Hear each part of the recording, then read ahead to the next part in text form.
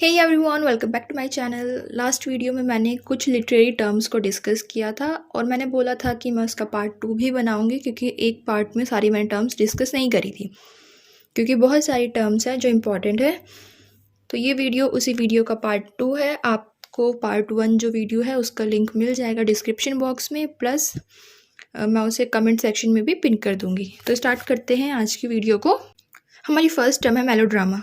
अब मेलोड्रामा सुनने के बाद आपके माइंड में सीरियल्स आए होंगे। हम बोलते हैं ना मेलोड्रामा चल रहा है उसकी लाइफ में, तो कुछ ऐसा ही होता है जब मेलोड्रामा हम लिटरेचर में बात करते हैं।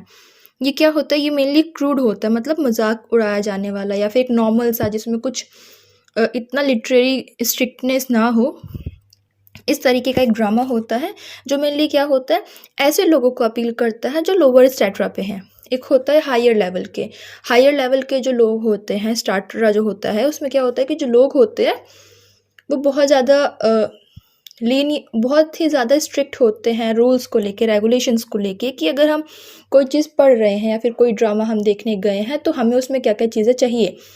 अब उसी की जगह पर एक लोअर स्टार्टरा भी होता है जहाँ पे लोगों का मेन मुद्दा ये नहीं है कि वो जाकर देखेंगे और क्रिटिसाइज़ करेंगे उस प्ले को या एक्ट को, ड्रामा को, कि इसमें जो कैरेक्टर थे वो सही से बिल्डअप नहीं हुए, जो प्लॉट था वो सही नहीं था, या फिर ऐसी कोई चीज़। तो इनका मेन मुद्दा क्या होता है, मेन मुद्दा इनका ये नहीं होता कि उसमें कितनी आर्टिस्टिक माइन्यूटनेस डाली हुई है उस वर्क के अंदर, कि उसको कितने परफेक्शन से बनाया गया है, लिखा गया है या फिर परफॉर्म किया गया है। इनका मेन मुद्दा होता है वहाँ पर जाकर सिर्फ एंटरटेनमेंट के लिए, कि जाएंगे एंटरटेनमेंट होगा, दैट्स इट। उन्हें उसको छोड़ के कोई मतलब नहीं है कि वो वर्क कितना सुंदर था या फिर उसको लिखा कितने परफेक्शन से है, जो कैरेक्टर है वो कितने अच्छे से बिल्डअप हुआ है, या फिर कोई विलन था लास्ट में वो कैसे एक विलन ना होके एक बहुत ही जेंटल सा कैरेक्टर बन गया। तो ये क्या होता है, ये होता है आर्टिस्ट्री, कि उसमें हाँ आर्टिस्ट ने कुछ चीज़ें डाली हैं। लेकिन मेलोड्रामा उन लोगों के लिए लिखा जाता है जिनको इनसे कोई मतलब नहीं होता है, सिंपली आपको एंटरटेनमेंट चाहिए, आप इसलिए वहाँ पर जा रहे हैं। उसमें ऐसे कोई सीन्स नहीं होते हैं, सिंपली एंटरटेन किया जाता है लोगों को। उसके बाद है नंबर 2 पे कोरस आपने बहुत सुना होगा कि कोरस की लाइंस आ जाती हैं, कभी कभी इंपॉर्टेंस ऑफ कोरस आ जाता है पेपर में, या फिर बोलते हैं कि कोरस कौन होते हैं। तो कोरस क्या है, जो कोरस टर्म है ये ग्रीक वर्ड से लिया गया है, और ये मेनली कहाँ पे, ग्रीक ड्रामा जो होते हैं उनमें यूज़ होते हैं। जैसे कि अगर आपने पढ़ा है मर्डर इन द कैथेड्रल, ठीक है, तो उसमें आपने देखा कि जो कोरस है वो कितने ज़्यादा अफ्रेड है कि जो पर्सन है थॉमस बेकेट, उसके बाद किंग से उसके दोबारा से कॉन्फ्लिक्ट स्टार्ट हो जाएंगे, वो बीच में डरा हुआ है। डॉक्टर फॉस्टिस आपने पढ़ी है तो उसमें आपने देखा है कि कोरस बीच बीच में आके अपने आइडियाज़ देते हैं नॉर्मल सीधे ऑडियंस को, या और अब के ज़माने में अगर मैं बात करूँ तो हम रीडर्स को एक आइडिया देते हैं कि क्या चीज़ें हो रही हैं।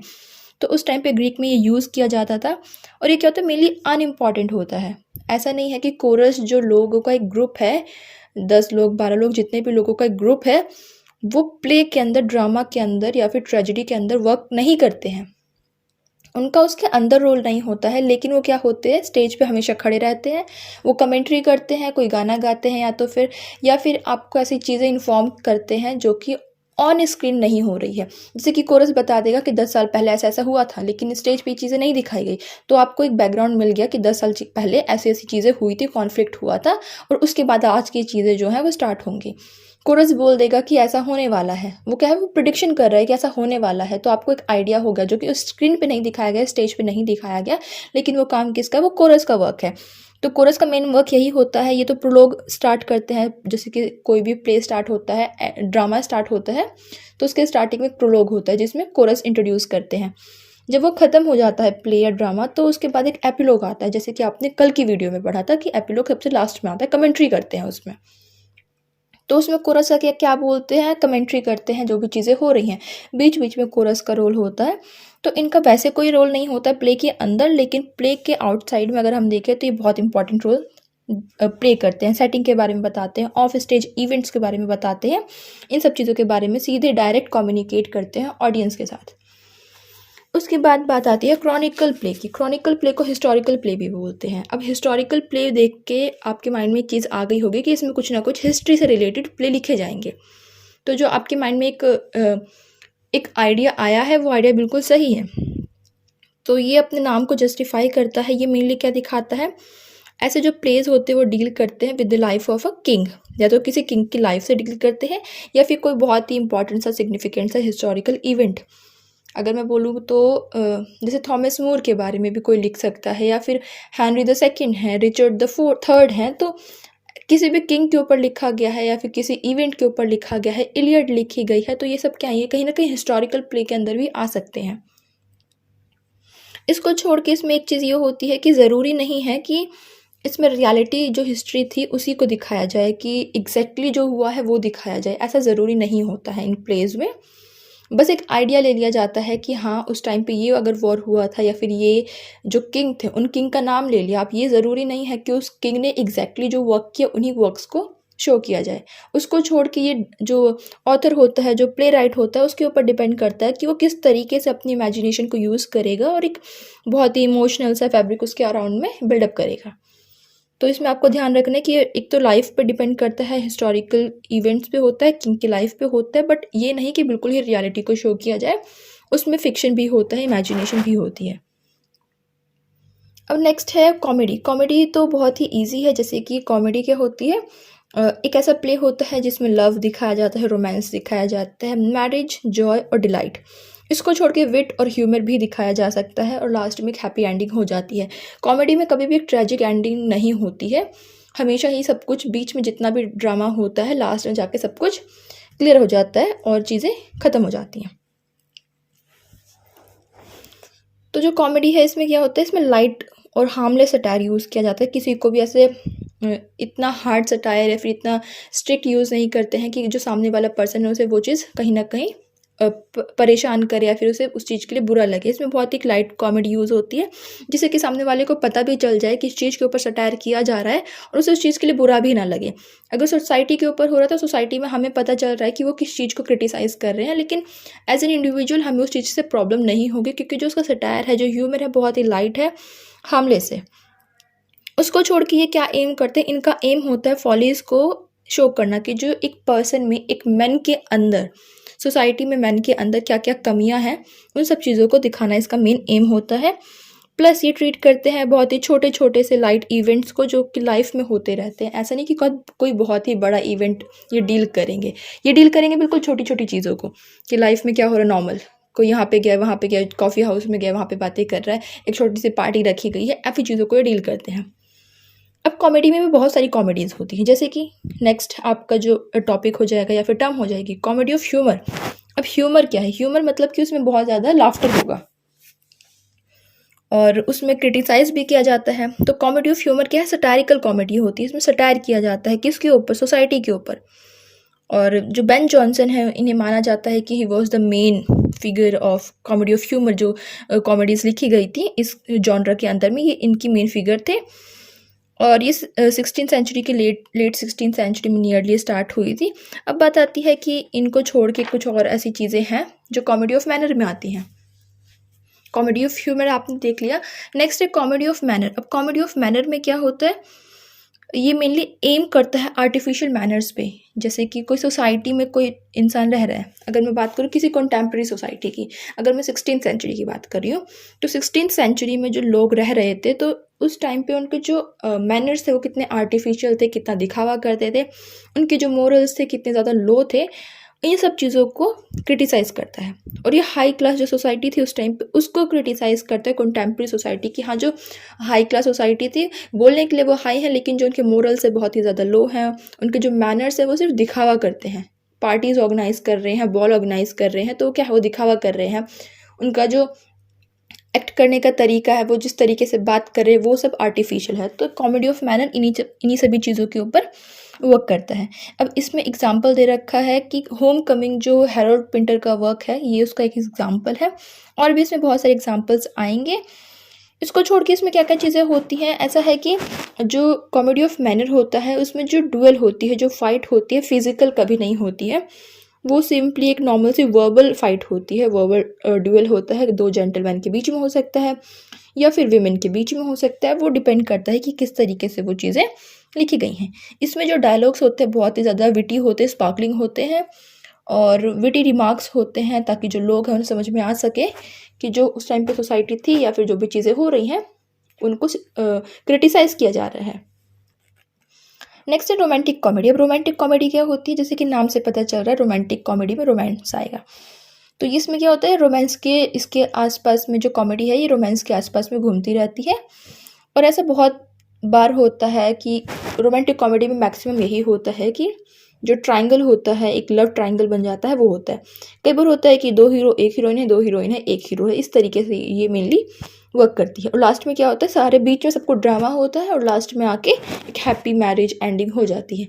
अगर आपने 12th नाइट पढ़ी है तो वो इसमें आ सकती है, तो वो आप इसमें डाल सकते हो। और भी जितने से अलग अलग कॉमेडीज़ लिखी गई थी जो मेनली शेक्सपियर ने लिखी हैं वो इसमें आ जाएंगी बहुत सारी।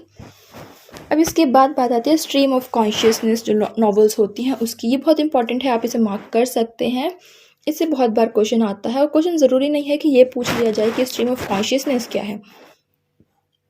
कभी कभी पूछ लेते हैं कि इसमें मेन ऑथर कौन से थे, जो राइटर हैं, इसमें कौन सबसे इंपॉर्टेंट है। तो वर्जीनिया वुल्फ ने बहुत ही ज़्यादा वर्क लिखे हैं स्ट्रीम ऑफ कॉन्शियसनेस को लेके, अपनी नॉवेल्स उन्होंने लिखी है। तो स्ट्रीम ऑफ कॉन्शियसनेस, जैसे आपको पता चल रहा है, स्ट्रीम मतलब जो नदी होती है, जो नदी बह रही है। कॉन्शियसनेस मतलब जब आपका माइंड जो वर्क कर रहा है। तो इसमें क्या होता है, ऐसी नॉवेल्स को साइकोलॉजिकल नॉवल भी बोलते हैं। साइकोलॉजिकल नॉवल मतलब कि जो आपके माइंड से रिलेटेड हो।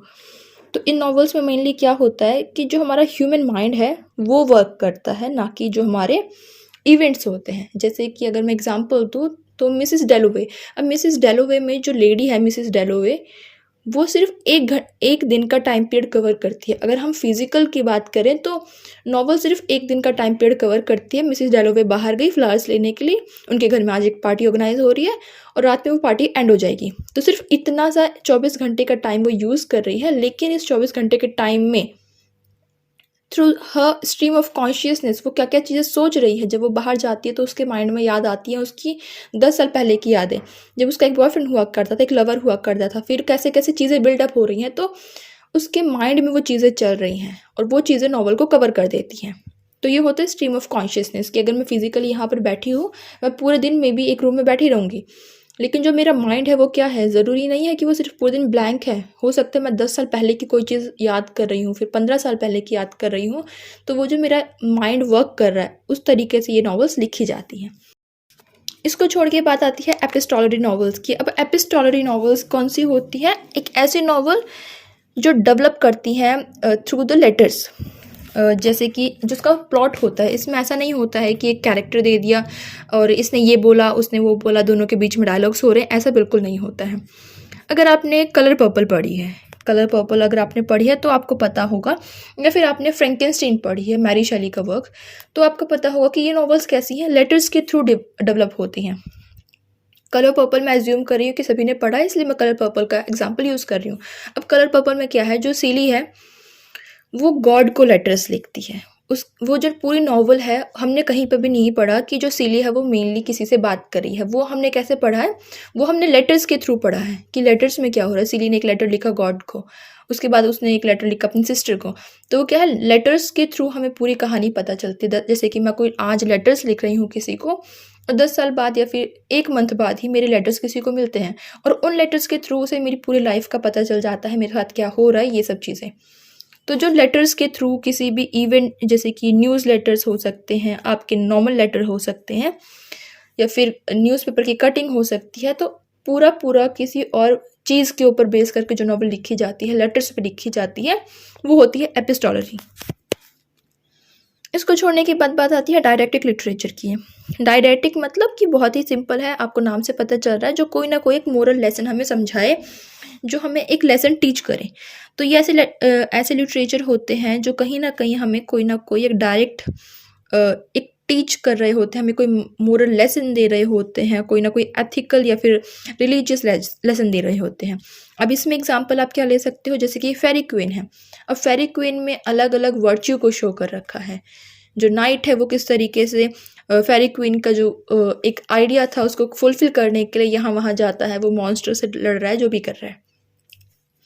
उसको छोड़ के पिलग्रिम्स प्रोग्रेस भी इसका एक एग्जाम्पल है। पिलग्रिम प्रोग्रेस में भी आपने देखा कि जो पर्सन है उसके बैक पे एक बहुत ही बड़ा बर्डन रखा हुआ है, और वो बर्डन क्या दिखाता है, वो हमारे सिंस को दिखाता है। अब वो बंदा उस बर्डन को हटाने के लिए यहाँ वहाँ जाता है, और वो जिन लोगों से मिलता है उनके नाम कैसे होते हैं, उनके नाम पर्सोनिफाई कर रखे होते हैं। किसी का नाम गुडविल है, किसी का नाम क्रॉस है। तो ये सब क्या है, ये सब चीज़ें लास्ट में एक मोरल लेसन दे रही हैं कि आपको ऐसा ऐसा करना है, तभी आपको इस लास्ट में एक सल्वेशन मिलेगा। तो ये होता है कि आपको एक लेसन मिलेगा। तो ऐसे जितने भी लिटरेचर होते हैं, वर्क लिखे जाते हैं, वो डायडेक्टिक में आते हैं। अब बात आती है पोएटिक लाइसेंस की। पोएटिक लाइसेंस सुनने के बाद आपको लगा कि हाँ, लाइसेंस हमारे पास है, हम कुछ भी कर सकते हैं, राइट। तो इसमें भी ऐसा ही होता है। पोएटिक लाइसेंस होता है जब कोई भी एक ऑथर है, पोइट है, कोई भी ऐसा पर्सन है जो मेनली लिटरेचर लिखता है। लिटरेचर में आपको पता है हर एक तरीके का जो वर्क है वो लिटरेचर में काउंट हो जाता है।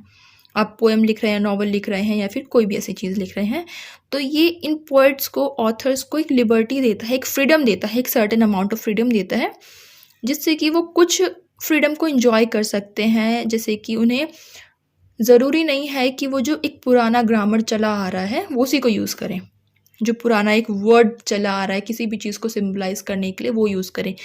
तो ये पोएटिक लाइसेंस क्या करता है, इन पोइट्स को, ऑथर्स को ये फ्रीडम देता है कि तुम उस ग्रामर को छोड़ के नई ग्रामर से भी वर्क कर सकते हो, अपनी एक नई पंचुएशन स्टार्ट कर सकते हो, आप अपने तरीके से वर्क कर सकते हो।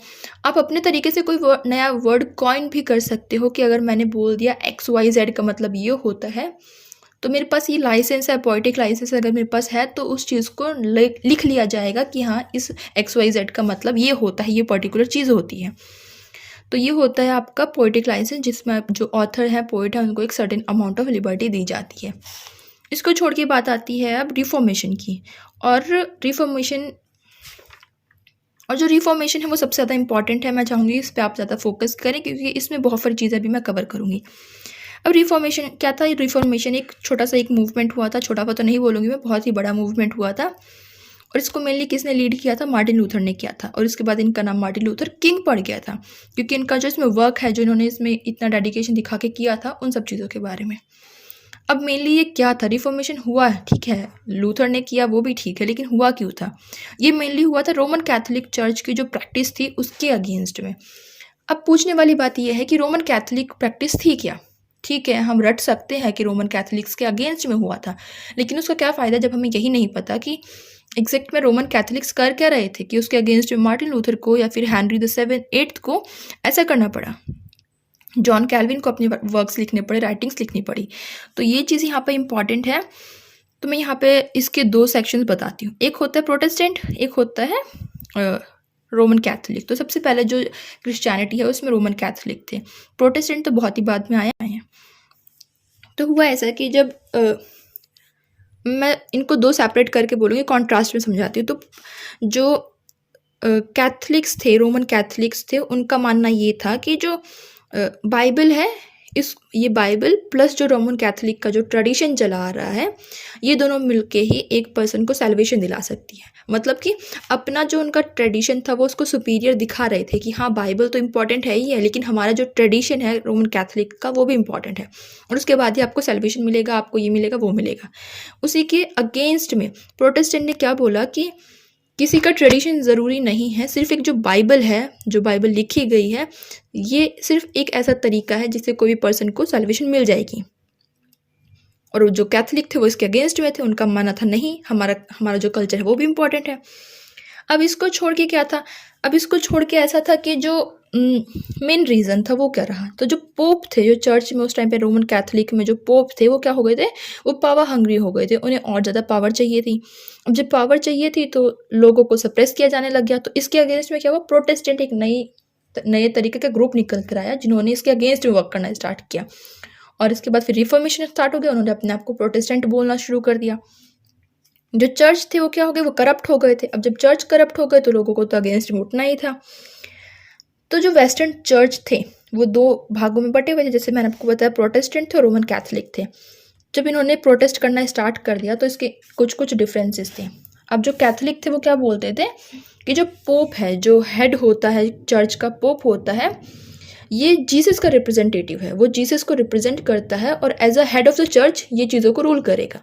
लेकिन जो प्रोटेस्टेंट थे उनका मानना था कि पोप की ज़रूरत हमें नहीं है, क्योंकि जो जीसस हैं, जो क्राइस्ट हैं, सिर्फ वही वो हैं जो इन चीज़ों को डील कर सकते हैं और वही चर्च के हेड होने चाहिए। क्यों होने चाहिए? क्योंकि हर एक जो पर्सन है, हर एक जो ह्यूमन बीइंग है, उसमें कमियां हैं। तो इनका मानना था जब हर एक पर्सन में कमी है तो फिर पोप भी कोई ऐसा नहीं है जिसके अंदर कोई कमी नहीं है। तो इनका मानना था कि पोप की ऐसी कोई रिप्रेजेंट नहीं कर रहा है जीसस को, चर्च सिर्फ जीसस से ही कंटिन्यू होगा।